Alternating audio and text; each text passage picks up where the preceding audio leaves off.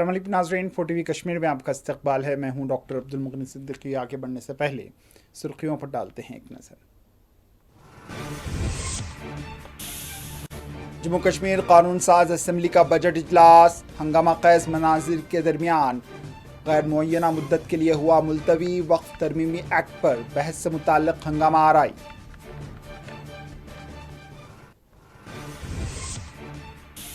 BJP के अरकान assembly ने असम्बली के बाहर दिया धरना। सुनील शर्मा ने कहा, उमर अब्दुल्ला अपने वादों से कर रहे हैं इनहराफ। नेशनल कॉन्फ्रेंस के एक लीडर के भतीजे के अपॉइंटमेंट पर उठाए सवाल।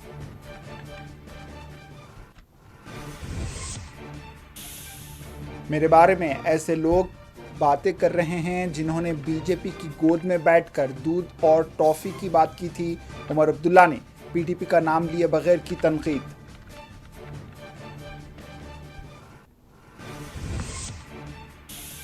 रूलिंग पार्टी असेंबली में ड्रामाबाजी कर रही है। महबूबा मुफ्ती का रद्द-ए-अमल। कहा, किरण रिजिजू का इस्तकबाल करते हुए फारूक अब्दुल्ला और उमर अब्दुल्ला ने मुल्क भर के मुसलमानों को बिल के हक में खड़े होने का दिया पैगाम।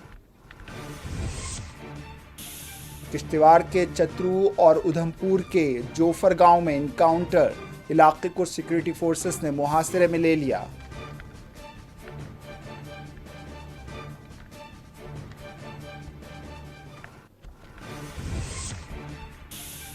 और बांग्लादेश के उबूरी लीडर मोहम्मद यूनुस की चाइना के साथ बढ़ती नज़दीकियां। भारत ने बांग्लादेश को समुद्री रास्ता बंद कर दिया।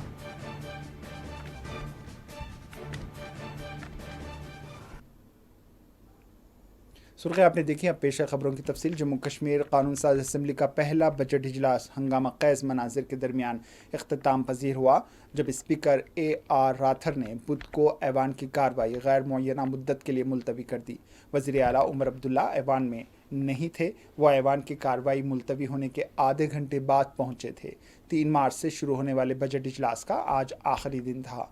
इससे कबल जैसे ही ऐवान दोबारा शुरू हुआ, पहली इल्तिवा के बाद 1:10 पर स्पीकर ने गुज़िश्ता 3 दिनों से ऐवान में जारी अफरा तफरी का हवाला देते हुए इस बात का एआदा किया कि इन्होंने वक्फ तरमीमी एक्ट पर बहस की तहरीक इल्तिवा को मुस्तरद कर दिया, क्योंकि कवायद उन्हें इजाज़त नहीं देते। इन्होंने कहा है कि ऐवान में अक्सरियत एक्ट पर अपनी तशवीश बताना चाहती थी। इन्होंने एक बार फिर rules of procedure and conduct of business के रूल 58 के ज़ैली कवायद 7 और 9 का हवाला भी दिया। आम आदमी पार्टी के रुकन असम्बली महराज मलिक ने पॉइंट ऑफ ऑर्डर उठाने की कोशिश की, लेकिन उन्हें इजाज़त नहीं दी गई। इससे पहले स्पीकर AR राथर ने ऐवान की कार्रवाई 1 बजे तक मुलतवी कर दी थी, क्योंकि शुरू से ही अफरा तफरी फैल गई थी। ट्रेजरी और अपोजिशन बेंच दोनों ने एक दूसरे पर ड्रामे में मुलविस होने का इल्ज़ाम लगाया। जैसे ही सेशन दोबारा शुरू हुआ, नेशनल कॉन्फ्रेंस के कानून साजों नज़ीर गुरेजी और मुबारक गुल ने स्पीकर से वक्फ तरमीमी एक्ट पर बहस की इजाज़त देने की दरख्वास्त की। स्पीकर राथर ने यह कहते हुए जवाब दिया कि बीजेपी के अरकान ने बेरोज़गारी पर बहस के लिए एक ताज़ा करारदाद पेश की है। बाद में सख्त शोरगुल के बाद असम्बली की कार्रवाई को गैर मुअय्यना मुद्दत के लिए मुलतवी कर दिया गया।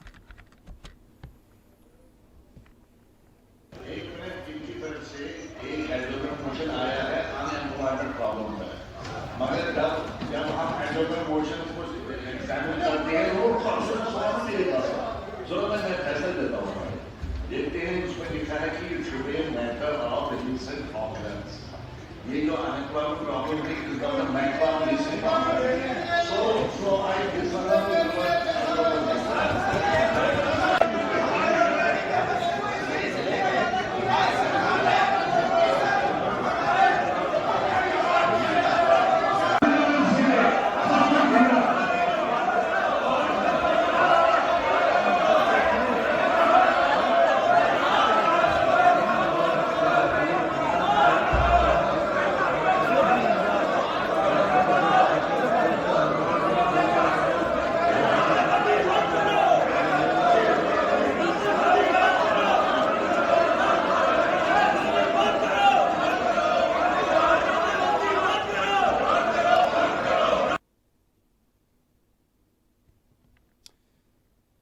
असेंबली के मुलतवी होने के बाद बीजेपी के अरकान असेंबली ने असेंबली के बाहर धरना दिया और हुकूमत के खिलाफ नारे लगाए। बीजेपी के सुनील शर्मा ने इल्ज़ाम लगाया कि असेंबली सेशन में बीजेपी के अरकान असेंबली को बात करने का मौका नहीं दिया जा रहा है और हुकूमत जिम्मेदारियों से भाग रही है। इन्होंने कहा है कि उमर अब्दुल्ला ने जो वादे किए थे इससे वो इनहराफ कर रहे हैं। इन्होंने कहा है कि अपने वादों पर उमर अब्दुल्ला अमल नहीं कर रहे।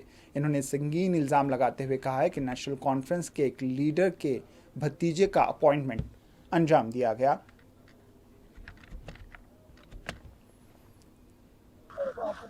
नेशनल कॉन्फ्रेंस और कांग्रेस की सरकार सदन को चलने नहीं देना चाहती है। हम लोगों के मुद्दे इस विधानसभा में डिस्कस करना चाहते हैं। पूरे साल में एक बजट सेशन आता है, जिस सेशन में समाज के हर वर्ग को उम्मीद होती है, आशा होती है, अपेक्षा होती है कि उनकी समस्याओं को चुने हुए प्रतिनिधि उजागर करेंगे और सरकार उसका कोई समाधान करेगी। आपने देखा होगा 3 मार्च से असेंबली का सेशन चल रहा है। भारतीय जनता पार्टी के सभी विधायक लोगों की समस्याओं को लेके सदन में बात रखना चाहते हैं, लेकिन सरकार भाग रही है। सरकार मुद्दों को भटकाना चाहती है। एक भी किए गए वादे पे यहाँ पे डिस्कस नहीं करना चाहती है सरकार।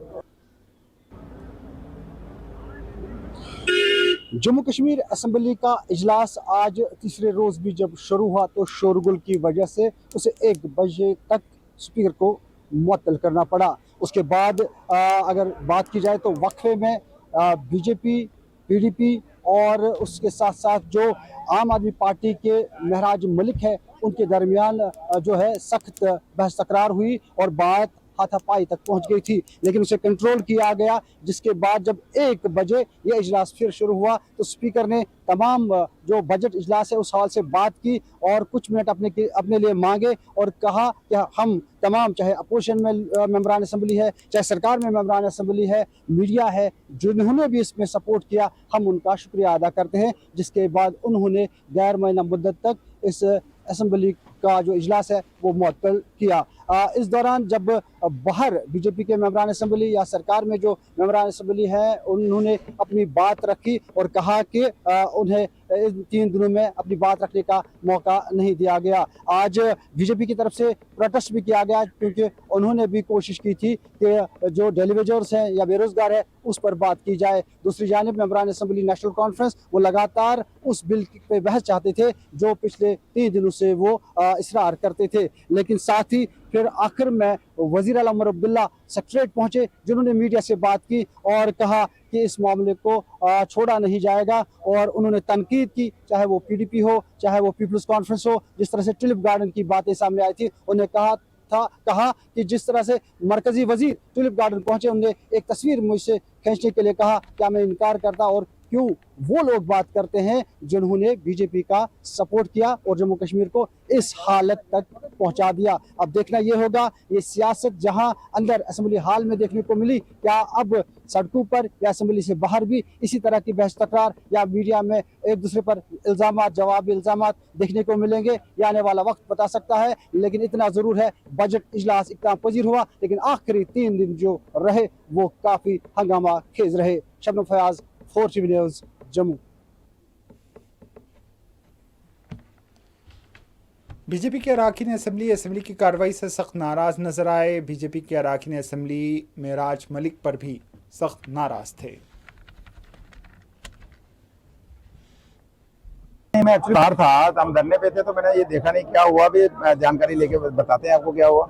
सर रेजोल्यूशन से 2 दिन से ड्रामा डाल के रखा है, असेंबली के अंदर कार्रवाई चलने नहीं देते। यहाँ पे लोग चाहते हैं कि बेरोजगार चाहते हैं हमारी बात हो, डेली वेजर चाहते हैं हमारी रेगुलेशन की बात हो। आज मैंने सदन के अंदर एक प्रस्ताव लाया था कि सदन की बाकी कार्रवाई रोका है, डेली वेजर्स के मुद्दे को यहाँ चर्चा की जाए, क्योंकि नेशनल कॉन्फ्रेंस ने इलेक्शन के दिनों में वादा किया था कि हम हर साल 1 लाख नौकरी देंगे और 5 साल में 5 लाख नौकरी हम देंगे, लेकिन अब 6 महीने हो गए, एक भी बंदे को एम्प्लॉयमेंट नहीं मिली है। तो हम चाहते थे कि उसके अंदर आज इसकी डिस्कशन हो, तो लेकिन स्पीकर साहब ने हमारे उस प्रस्ताव को रद्द करके वही जो ड्रामाबाजी लगा लगातार चलती है उसको लगातार जारी रखने की कोशिश की है। तो हम ये चाहते हैं कि नेशनल कॉन्फ्रेंस जो है, जो वादे लोगों के साथ किए थे उन वादों से पीछे हट के इस तरीके का माहौल जो असेंबली के अंदर बना के अपने भागना चाहती है। चाहते हैं कि अगर पीसफुल तरीके से लोगों की बिजली, पानी की, बेरोजगारी की, डेली वेजर की बात हो तो सदन चलना चाहिए, वरना इस तरीके का ड्रामाबाजी हो तो उसका फायदा क्या है। एक विधायक हैं बाय एक्सीडेंट चुन के डोडा विधानसभा से आए हैं। मानसिक संतुलन उनका हिला है और जैसा बताया जाता है कि कोई उल्टी सीधी आदतें भी हैं। पूरे हाउस का, पूरे जम्मू कश्मीर का माहौल बिगाड़ के रखा है। कभी किसी के साथ लड़ाई करता है, कभी किसी के साथ लड़ाई करता है, कभी बीजेपी का नाम लेता है, कभी आरएसएस का लेता है, कभी पीडीपी का लेता है। तो ज्यादा कोई मसला नहीं, मेरे ख्याल से needs to be set right. और मैं फिर बोलूंगा कि कृपा करके जिन लोगों ने उनको चुन के भेजा, आप कृपा करके आपके ऊपर भी बहुत बड़ा सवालिया निशान है। आप कैसे कैसे लोगों को चुन के भेजे जिनको बेसिक तमीज, तहजीब ही नहीं है, कल्चर ही नहीं है, जिनको की विधानसभा पे how do they want to behave. This is Doda से very fertile area. I respect Doda से बहुत इंटेलेक्चुअल बुद्धिजीवी लोग आए हैं। आपने ऐसा एक पागल, एक हुक्ड आदमी, एक दिमागी तौर से अशुद्ध, असंतुलित आदमी, और मैंने फिर बोल रहा हूँ ऑन रिकॉर्ड पे, जैसा कहा जा रहा है कि उसकी कोई आदतें ठीक नहीं है, वो बार बार वॉशरूम में जाता, कहां से चार्ज होके क्या करता है क्या नहीं करता, ऐसी खराब आदतों वाला आदमी उनको भेजना नहीं चाहिए था। लेकिन चलो कोई बात नहीं, डोडा वालों ने ख्याल नहीं रखा, हम यहाँ ख्याल रखेंगे और ठीक करेंगे इसको। स्पीकर साहब से डिमांड रहेगी कि इसको बेदखल किया जाए, इसको बेदखल किया जाए। इसके बाप ने भी इसको बेदखल किया हुआ है, ये घर से निकाला हुआ हमारा घर है, इसको विधानसभा से बेदखल किया जाए, नहीं तो जहाँ जहाँ मिलेगा वहाँ ठोकेंगे इसको। वो गाली देता है हर बात के ऊपर, हिंदू को गाली देता है। ये कहाँ पैदा हो हिंदू कुमारी, ये भी हिंदू की औलाद है, इसका डीएनए टेस्ट करो, ये हिंदू की औलाद निकलेगा। टोटल हमारी कम्युनिटी को टारगेट करता है, टोटल हमारी कम्युनिटी को टारगेट करता है। और भी इसके किस्से बड़े हैं, अभी सारे खुलेंगे आहिस्ता आहिस्ता। जितने इसमें पर्चे लगे हैं सब पब्लिक डोमेन में जाएंगे। अब पूरी अपोजिशन जो है टेस्ट कराएगी, हम पूरा शो करेंगे कि इसका नार्को टेस्ट कराइए, इसका डीएनए टेस्ट कराइए।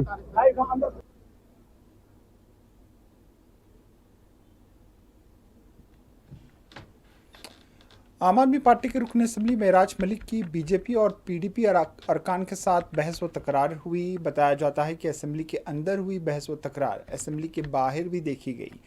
आम आदमी पार्टी रुकन असम्बली मेराज मलिक ने पीडीपी के रुकन असम्बली वहीद पर्रा पर बीजेपी का एजेंट होने का इल्ज़ाम आयद किया।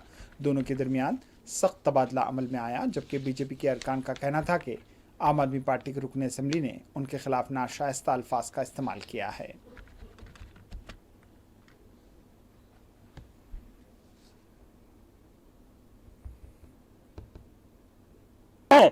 इनको लगता है भेड़ बकरियों की तरह भीड़ में आएंगे और मुझे रोकेंगे। आज हम शरीफ क्या होंगे तो ये छोटे बदमाश हो गए। अरे बदमाशी आपने देखी ही नहीं है, वो काम हमने छोड़ दिया। लेकिन आज इस पहनावे से मुझे घिन आ रही है। इन्होंने समझा, ये इन्होंने देखा है, ये लिबास इनका अपना, हमारा अपना वही आएगा। ये पहनावा हम बंद करेंगे, हम उसी तर्ज पे आएंगे जिस तर्ज पे इनकी जरूरत है। वरना ये 3 दिन से हाउस में हंगामा कर रहे थे, आज मेरे खिलाफ इन्होंने बोला तो हाउस के अंदर शांति कुछ नहीं था, बस हाउस को चलने नहीं देना चाहिए था। जम्मू कश्मीर के मुस्तकबिल पे बात नहीं होनी चाहिए थी। मुझे इस बात का अफसोस है। अगर मुझे हाउस प्रोसीडिंग तो महराज नेशनल कॉन्फ्रेंस के लोगों ने मैंने कहा है, नहीं आप शायद पहली बार आए हैं, मैंने स्टार्टिंग से कहा है, मैंने स्टार्टिंग से कहा है कि मुझे समझ में नहीं आ रही है कौन क्या कर रहा है। मैं लड़ा ही नहीं। अगर आपने देखा होगा हाउस के अंदर मैं किसी का पक्ष लिया ही नहीं, क्योंकि 89 लोग कुछ ऐसा कर रहे हैं जो मुझे समझ आ नहीं रही है। मैं चाहता था कि जम्मू कश्मीर की असेंबली के अंदर बात हो, अभी भी कर सकते हैं। हाउस को बढ़ाने के लिए क्या ही फर्क पड़ता है, बढ़ाना चाहिए 5 दिन, हफ्ता एक बढ़ा दीजिए। जम्मू कश्मीर के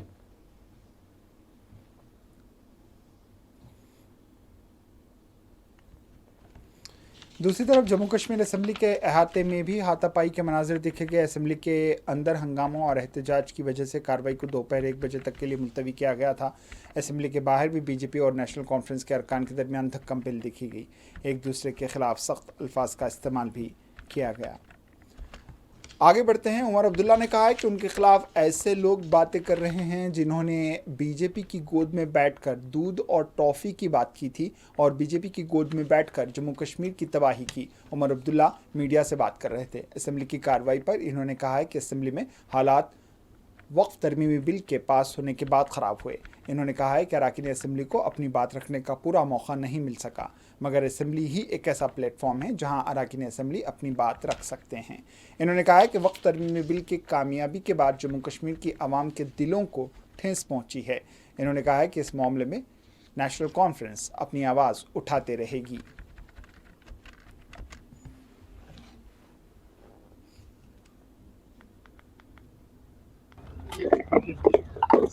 ये जो हालात पिछले 3 दिन से असेंबली में रहे, जाहिर सी बात है कि पार्लियामेंट में वक्फ के मामले को लेके जो वहाँ बिल पास हुआ उसके बारे में अक्सर बेशतर मेंबर इस हाउस के परेशान रहे और वो अपनी परेशानी का इजहार करना चाहते थे। बदकिस्मती से उन्हें पूरी तरह से अपनी बात रखने का मौका मिला नहीं। वो चाहते थे कि हाउस में रह के वो जम्मू कश्मीर की आबादी की जो अक्सरियत है उनके जज्बातों की तर्जुमानी करें। अब चलिए, जो हाउस में नहीं हो सका वो हम हाउस के बाहर करते रहेंगे। पार्लियामेंट ने जो बिल पास किया उससे जम्मू कश्मीर के एक आबादी के बहुत बड़े तबके के जज्बातों को ठेस पहुंची और हम लोगों के चुने हुए नुमाइंदे हैं। अगर हम लोगों की बात हाउस के अंदर नहीं करेंगे तो कहाँ करेंगे। अब चलिए, ये सेशन खत्म हुआ, आगे जाके इस बिल को लेके नेशनल कॉन्फ्रेंस का जो रवैया रहेगा, नेशनल कॉन्फ्रेंस को जो करना होगा उसके बारे में नेशनल कॉन्फ्रेंस के जो स्पोर्ट्स पर्सन है या नेशनल कॉन्फ्रेंस की जो क़यादत है वो इसके बारे में आपको बताएंगे।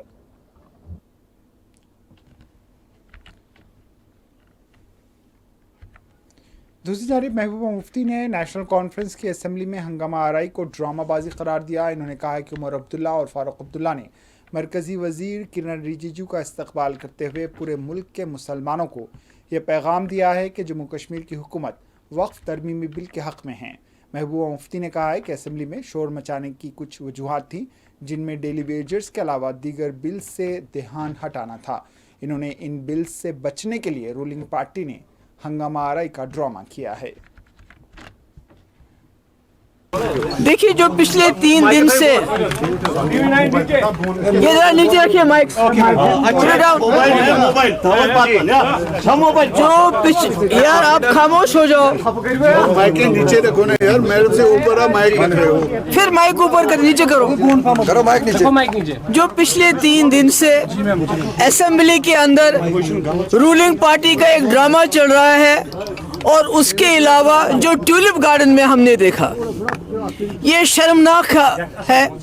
खासकर जो इस मुल्क के मुसलमान हैं, जिनके ऊपर इस वक्त बीजेपी का पूरे ताबड़तोड़ हमले हो रहे हैं, उनको यहाँ की लीडरशिप उमर साहब ने, फारूक साहब ने मिलके, जो वहाँ से मिनिस्टर आए थे किरण रिजिजू जो यहाँ आए थे, उनका इस्तेकबाल करके उन्होंने पूरे मुल्क के मुसलमानों को ये पैगाम दिया कि जो आपके साथ इस वक्त पार्लियामेंट के अंदर हुआ, जो वक्फ में अमेंडमेंट लाया गया, उसके साथ यहाँ की सरकार है, उसके खिलाफ नहीं है। जिससे मैं समझती हूँ हमारे मुल्क के जो मुसलमान हैं उनकी हिम्मत ऑलरेडी जो टूट चुकी है, जो एलिनेटेड फील करते हैं, जो मुसीबत में फील करते हैं, मुझे लगता है उनके लिए ये बहुत ही बुरा पैगाम था जो यहाँ से चला गया। और असेंबली में हम ड्रामा देख रहे हैं कि रूलिंग पार्टी के लोग शोर मचाते हैं, और इस शोर मचाने की और भी एक वजह है, क्योंकि लेफ्टिनेंट गवर्नर साहब ने 3 बिल क्लियर किए थे। एक तो जो डेली वेजेस को रेगुलराइजेशन का, जो बेचारे सालों साल से बिना तनख्वाह के बहुत थोड़ी रकम पे काम कर रहे हैं, वो बिल क्लियर था। जो ज़मीन, गरीब लोगों को ज़मीन देने के लिए जो वहीद परा साहब ने और एक बिल लाया था उसको एलजी ने क्लियर किया था, और तीसरा बिल शराब के ऊपर बैन लगाने का बिल वो भी क्लियर कर लिया था। तो इन तीनों तमाम बिल से बचने के लिए डेली वेजेस को रेगुलराइज करना, गरीबों को ज़मीन देना और शराब पे पाबंदी, इन बिल्स के साथ अटेंशन डाइवर्ट करने के लिए असेंबली में हंगामा किया गया। और ये हंगामा इसलिए भी किया गया ताकि जिस तरह से इस्तेमाल किया गया किरण रिजिजू का यहाँ पर, जिसने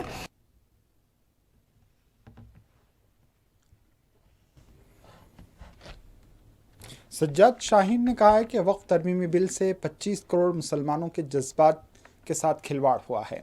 इन्होंने कहा है कि मरकज़ी हुकूमत वक्फ तरमीमी बिल के ज़रिए वक्फ जायदादों पर कब्जा करना चाहती है। देखिए, 25 करोड़ मुसलमानों के जज्बात के साथ उनको खिलवाड़ हुआ है। उनकी रिलीजियस जो मामलात है, हम ये समझते हैं कि उसमें गैर ज़रूरी गैरआईनी और गैर जमहूरी इंटरफेरेंस है। ये बहुत सेंसिटिव इशू है। आज हमारे एक ऑनरेबल एमएलए बता रहे थे कि कश्मीर में कल दिन के अंदर 2 श्राइन्स को जो है गवर्नमेंट ने अपने तहवील में ले लिया। तो हमें जो खदशात हैं, जो हम बार बार पिछले 3 दिनों से असेंबली के अंदर जो मुतालबा कर रहे हैं कि इस पे एक हमने जॉइंट जो एडजॉर्नमेंट मोशन जो मूव किया था, उस एडजॉर्नमेंट मोशन पे बहस हो, ताकि हम अपने कंसर्न्स जो हैं, हम अपने जो खदशात हैं, वो इस सबसे बड़े आह्वान के अंदर रख सकें और हम अपने गवर्नमेंट ऑफ इंडिया को ये तासुर जो हम देना चाहते हैं कि ये मुसलमानों के साथ उनकी जो खानकाहें हैं, उनके कब्रिस्तान हैं, उनकी जो आस्थान आलिया है, उनको छीनने का एक ये हरबा है जो हमको कबूल नहीं है। वक्फ तरमीमी बिल के हवाले से सैफुद्दीन भट्ट रुकने असम्बली ने कहा है कि इस सेशन में आवाम के दिल की बात असम्बली में रखी गई। इन्होंने कहा है कि 8 साल बाद आवाम के दिलों की बात को खुल कर रखा गया और अपोजिशन ने भी अपनी पूरी जिम्मेदारियां अदा की।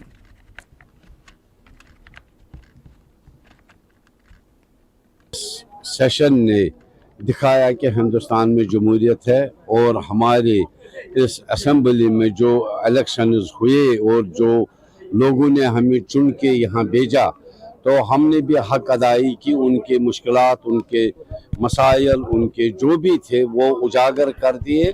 और इस सेशन में शानदार तरीके से, चाहे वो बजट सेशन था, चाहे वो कोई मसला था किसी इलाके का, तो हमने शानदार तरीके से वो इस सेशन में लोगों की डिमांडें सामने रखी, गवर्नमेंट के सामने रखी, और हर किसी ने अपना, गवर्नमेंट ने भी, स्पीकर ने भी, मेंबरों ने भी इस सेशन में आज 8 साल बाद एक अच्छा रोल निभाया। अपोजिशन ने भी, हर किसी ने अच्छा रोल निभाया, जिससे लगता था कि बेशक जमहूरियत ही एक ऐसा वाहिद तरीका है जिससे लोगों के मसले मुश्किलात हल हो सके।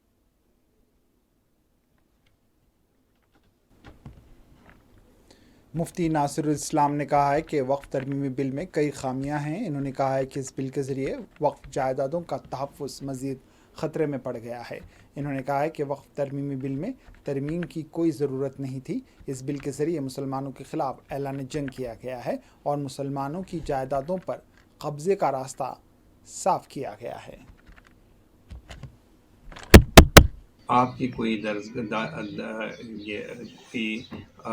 कोई आस्थाना है, कोई खानकाह है या कोई मस्जिद है और उस मस्जिद के डॉक्यूमेंटेशन नहीं है, तो कलेक्टर उस पर ये कह सकता है कि मुतनाज़ है, और मुतनाज़ होने के बाद उस पर दूसरे यानी गवर्नमेंट उस पर कब्ज़ा कर रही है।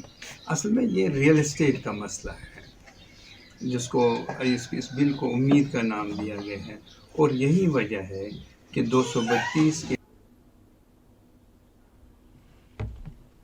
सरकारी ज़राए ने बताया है कि किश्तवाड़ के चतरू इलाके में सिक्योरिटी फोर्सेस और अस्करित पसंदों के दरमियान तसादुम शुरू हुआ है। ज़राए ने बताया है कि ये तसादुम उस वक्त शुरू हुआ जब सिक्योरिटी फोर्सेस ने मखसूस इत्तलात मिलने पर अस्कृत पसंदों से राबिता कायम किया। इनकाउंटर जारी बताया गया है। काबिल जिक्र है कि उधमपुर के जोफर गांव में भी एक इनकाउंटर शुरू हुआ है।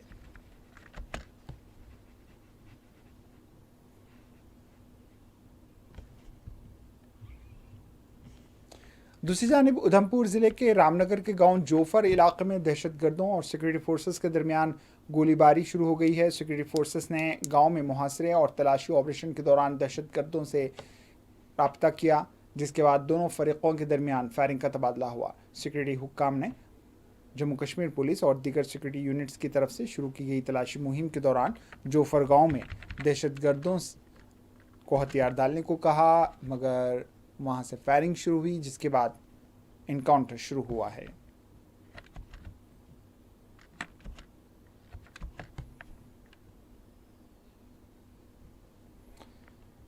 नेशनल कॉन्फ्रेंस के सदर डॉक्टर फारूक अब्दुल्ला ने बुध के रोज़ कहा है कि एक मजबूत कौम की तामीर के लिए ख़वातीन को उनके हुकूक देने का वक्त आ गया है, और इन्होंने मज़ीद कहा है कि जम्मू कश्मीर में जल्द ही ख़वातीन का मरकज़ कायम किया जाएगा। सहाफ़ियों से गुफ्तगू करते हुए डॉक्टर फारूक अब्दुल्ला ने कहा है कि जब तक ख़वातीन को उनके हुकूक नहीं मिलेंगे, कौम तरक्की नहीं कर सकती। इन्होंने कहा है कि ख़वातीन को उनके हुकूक देने का वक्त आ गया है। 50% आबादी पर मुश्तमिल ख़वातीन को उनके हुकूक मिलने चाहिए और पार्लियामेंट बिल पर फौरी इक़दामात होना चाहिए ताकि ख़वातीन को उनके हुकूक मिल सकें। इन्होंने कहा है कि जम्मू कश्मीर भारत का ताज है और हम यहाँ से ख़वातीन का मरकज़ कायम करेंगे।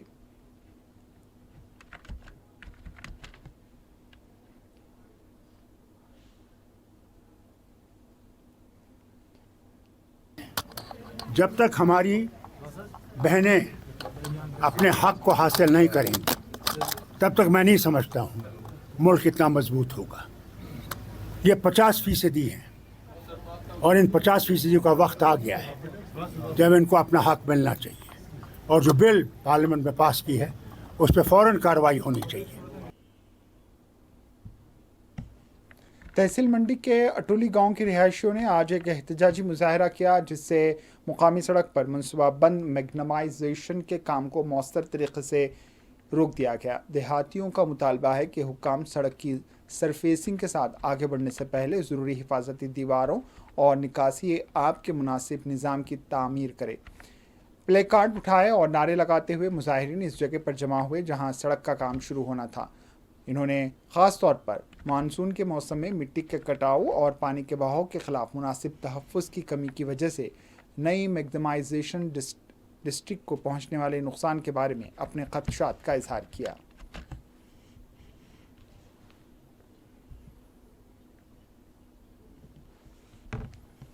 पुलिस ने बुध के रोज़ कहा है कि उसने लश्कर तैयबा के 2 दहशतगर्दों और हैंडलर्स से ताल्लुक़ रखने वाले 7 मरला अराजी, जो कि बिलाल अहमद मीर वल्द मोहम्मद हमज़ा मीर साकिन बराट कलां सुपूर से मुंसलिक है, और मोहम्मद उमर मीर वल्द ग़ुलाम हुसैन मीर साकिन बराट कलां सुपूर की थी, जब्त कर ली गई। पुलिस ने कहा है कि ये कार्रवाइयाँ मुकदमा FIR के ज़िमन में की गई हैं। पुलिस तर्जुमान ने मज़ीद बताया कि मुतल्लक़ा हुक्काम से मंजूरी हासिल करने के बाद सुपूर पुलिस और हुक्काम की एक टीम ने CRPC की दफ़ा 82-83 के तहत इस काम को अंजाम दिया है।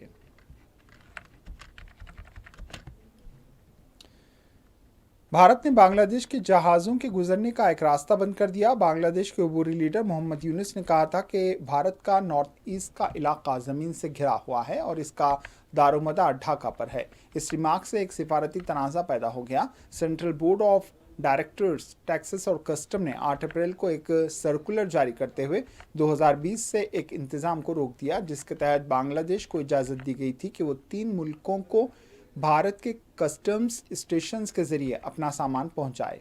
बांग्लादेश इस सहूलत के ज़रिए भूटान, नेपाल और म्यांमार से तिजारत कर रहा था। अहदेदारों ने बताया है कि अब हमें अपनी ही ज़्यादा कार्गो से निमटना है। ये वाक़या एक ऐसे वक्त पेश आया जब आलमी तिजारत में बेचैनी पाई जाती है। अमेरिका ने भारत और बांग्लादेश दोनों पर हाल ही में टैरिफ लगाया है।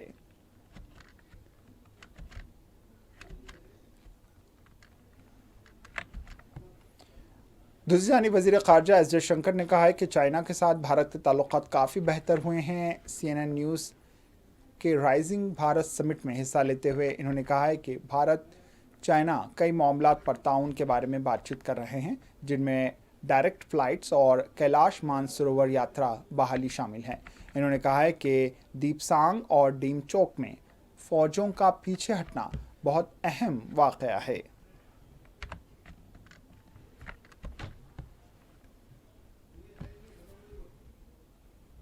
आखिर में सुर्खियों पर एक और नजर। जम्मू कश्मीर कानून साज असेंबली का बजट इजलास हंगामा ख़ेज़ मनासिर के दरमियान गैर मुअय्यना मुद्दत के लिए हुआ मुलतवी। वक्त तरमीमी एक्ट पर बहस से मुताल्लिक़ हंगामा आराई।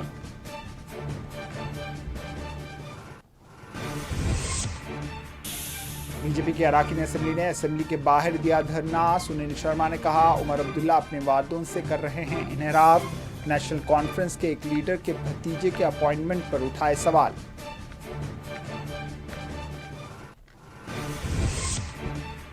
मेरे बारे में ऐसे लोग बातें कर रहे हैं जिन्होंने बीजेपी की गोद में बैठकर दूध और टॉफी की बात की थी। उमर अब्दुल्ला ने पीडीपी का नाम लिए बगैर की तनकीद।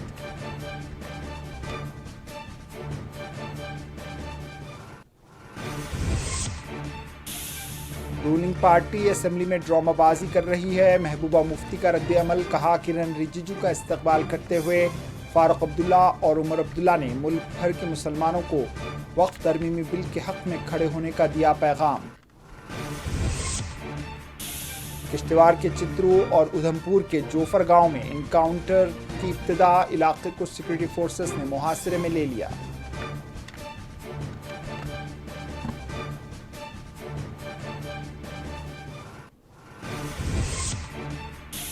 और बांग्लादेश के उबूरी लीडर मोहम्मद यूनुस की चाइना के साथ बढ़ती नजदीकियां। भारत ने बांग्लादेश को समुद्री रास्ता बंद कर दिया।